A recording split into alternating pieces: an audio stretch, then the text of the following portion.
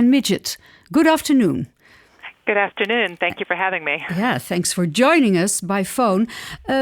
How did you react on the dismissal of Mr. Gatti?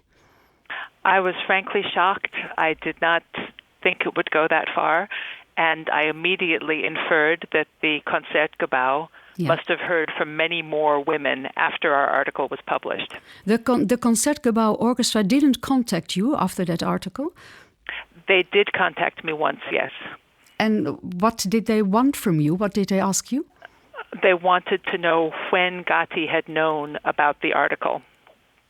And what did you tell them? When he had known it was coming out. Okay. I contacted Maestro Gatti at the end of June. I think it was June 25th. Okay. And his representatives came to Washington to speak to us. We weren't sure when the article was running. We thought it might be earlier, and we wanted to give him time to respond. And what was his response? His initial response was that he had never done such a thing. His second response was that he had always tried to be his second and ultimately official response was that he had always tried to be a good person and that the events were a long time ago, and if he had offended anybody, he was very sorry. Okay. I gave him full credit for saying he was sorry.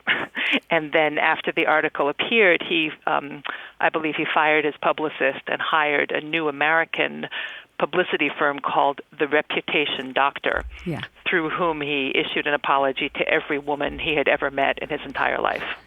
Yes, old, young, long time ago, or just recently. Yes. For this article that was published last week, you and your co-author, Peggy McGlone, have been working for months. I think it was 6-7 months you've been working on it. Why did you start this investigation? We began in November. Somebody came up to me, somebody said, I have to talk to you, and he said, I think you need to write an article about this problem. And I said, I'm a music critic. I don't usually write this kind of work. I review performances, but I can hook you up with somebody at my paper. And he said, no, I think you should do it. People will talk to you, and you have to hear these stories. And of course, I'm also a journalist, and I was curious. So I said, and it was a man. You say he. It was a man, It yes. was a man. It was a man. And I will say it was not at all about Daniele Gatti. I didn't know what it was about. I was just open to stories. Mm-hmm. And the word went out on the internet that I was listening to stories, and people began calling me and calling me and calling me, and I heard stories about many, many, many people. How difficult was it to approach women and ask them to share their stories, or they just came freely, and how many? Women and men came freely. Many of them didn't want their names used, and I just listened. I thought it was my job to listen. I spoke to more than 50. My colleague and I together spoke to, I think it was 54. That's people who said they were victims of some form of sexual harassment. We spoke to another few dozen people who had stories to contribute who weren't victims themselves, and then we emailed a lot of people. So I estimated at about 80 people, women and men. Some of them were stories about people I'd never heard of. Sometimes I got multiple stories about somebody, but off the record. In order to publish in an American paper, you need two people who are willing to have their names printed on the record and can corroborate their story. And that's not easy to do. It takes a lot to say this kind of thing in public, and there is no advantage to the woman or man who does it.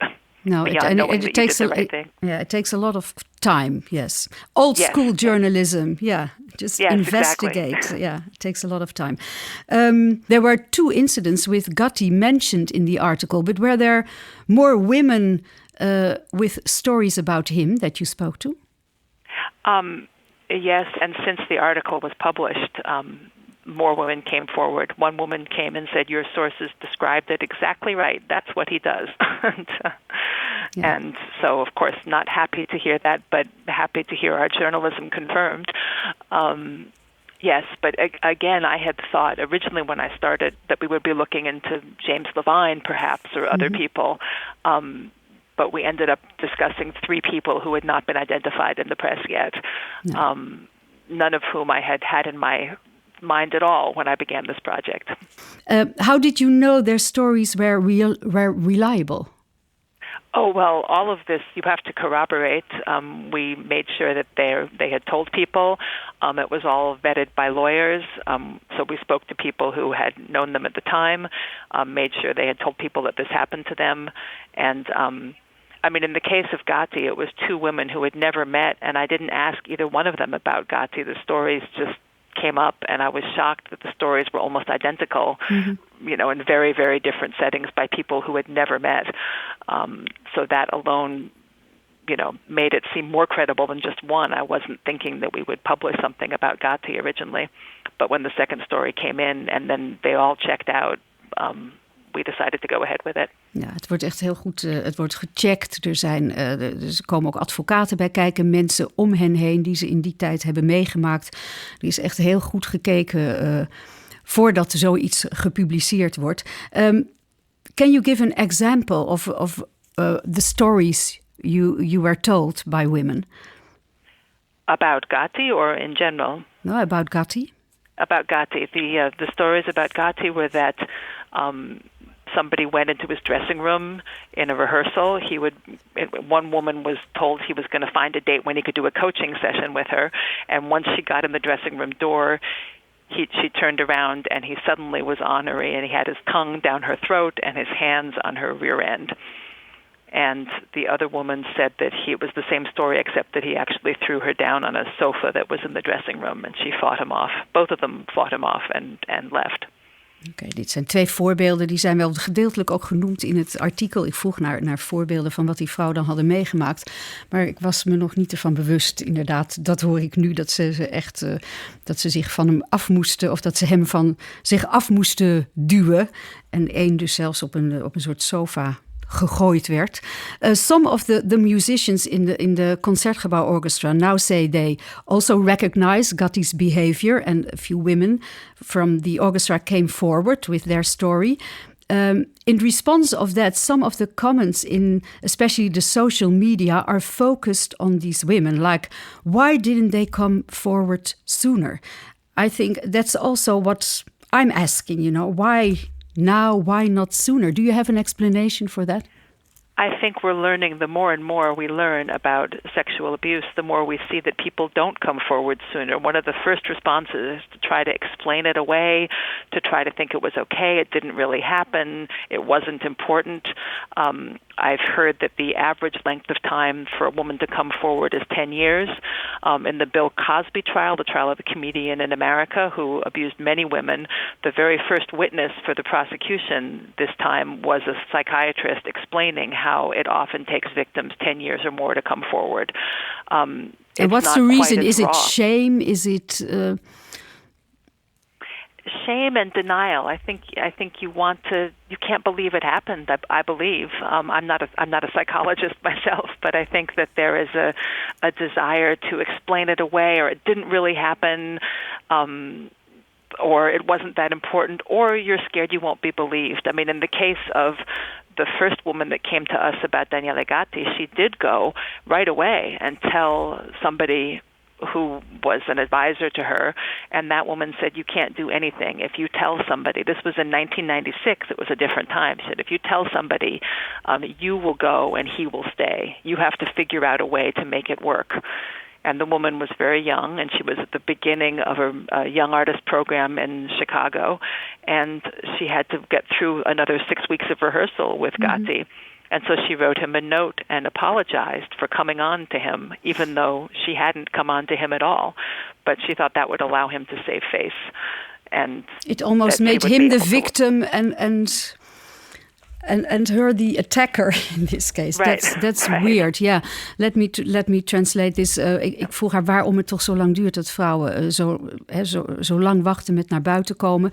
Nou ja, dat zijn algemene redenen daarvoor: schaamte, ontkenning, bang niet geloofd te worden. Ze haalt nog even het voorbeeld aan van een jonge muzikus, 1996, die wordt ook genoemd trouwens in hun artikel, die er wel iets van gezegd heeft, advies gevraagd heeft aan een oude iemand. En die zei, niet doen, want het resultaat is dat jij vertrekt en Gatti blijft. Dus Ze had toen nog 6 weken te gaan met hen om te repeteren. En toen heeft zij, Gatti, een briefje geschreven om zich te verontschuldigen dat ze hem in verleiding heeft gebracht. Dus echt de omgekeerde wereld. I assume, Anne, that this is not the end of the Me Too discussion in the world of classical music. Do you receive mails from all over the world now? They know where to find you, I'm afraid. Yeah. I've heard a lot more stories in the last few days, and it's difficult because many of the cases we wrote about, particularly the other two in America, were people who were very well known in the business to have these reputations. Mm-hmm. And it is disappointing that it takes the media to call them out to make anything happen. So I'm glad things happened, but the business needs to learn to police itself and not let these situations happen and protect young men and women from this happening. And it's difficult when you're talking about a famous and powerful musician, yes, because a young musician will of course be enthralled to an older musician who can help them, and of course doesn't want to speak out against an older musician who can hurt their careers. Mm-hmm. And it's very hard. No public office, no company can really compensate for the loss of career opportunities that a young artist perceives that these men, almost always men, hold in their power. Yeah, it's really an attitude change you need, of course. Yeah. Yes. Ze vindt het eigenlijk verschrikkelijk dat het via de media zo naar voren gebracht moet worden. En het is gewoon, blijft heel problematisch voor jonge muzici die nog van alles te veroveren hebben, die afhankelijk zijn van die hele grote, belangrijke mannen, toch meestal, zegt ze. En er moet gewoon eigenlijk een verandering in houding komen. Daar heb je echt wat aan. Want dit is het begin. Dat is misschien iets wat iedereen zal versterken om toch te veranderen. Maar er is nog een hoop te veroveren. Do you think your article will change the position of women in the music industry? Maybe will empower women more? It's a lot to ask of one article, but I think the climate now... Well, it's a start. You is, see what happens, huh? I mean... I know. I'm still surprised. I think the climate is also helping. In America, certainly since Harvey Weinstein, Bill Cosby, James Levine, there is much more awareness of the severity of the problem, and I'm hoping that this article, and I hope others, can start to make a difference in the culture and make people not want it to happen. That said, it is a mistake to think that this is a problem of an older generation, because I have heard many stories of men in their 20s and 30s who do the same kinds of things, which mm-hmm. is the most saddening of all, the idea that the behavior continues. And I really hope that the younger people especially are getting a wake-up call and will try to improve their behavior. Ja, ze denkt niet, ze is heel bescheiden dat hun artikel nou zoveel zal veranderen. Maar goed, het heeft toch al iets teweeggebracht. Het heeft ook te maken met het klimaat nu, met een Cosby, een Weinstein, Levine, die worden aangeklaagd en echt met de billen bloot gaan, letterlijk. Eindelijk eens een keer, zou je kunnen zeggen. Maar er moet echt een cultuurverandering komen. Want het gaat niet om deze oudere mannen alleen. Hoewel Gatti is nog niet eens zo oud. Maar ook toch mannen van een jaar of 30. Die hebben eenzelfde soort gedrag. En ze hoopt dus heel erg dat de jongeren die nu opgroeien met deze verhalen, dat die misschien echt een andere houding zullen krijgen. Want er moet gewoon echt een andere cultuur komen als het gaat om het omgaan op deze manier met vrouwen en ook in sommige gevallen met mannen. Anne Midgette, thank you so much for this conversation. Hopefully more women, I still think, will feel powerful enough to tell their stories too, and that will all help to change the attitude, to change this culture. Thank you. I certainly hope so. Thank you for having me. Thank you so much. Thank you.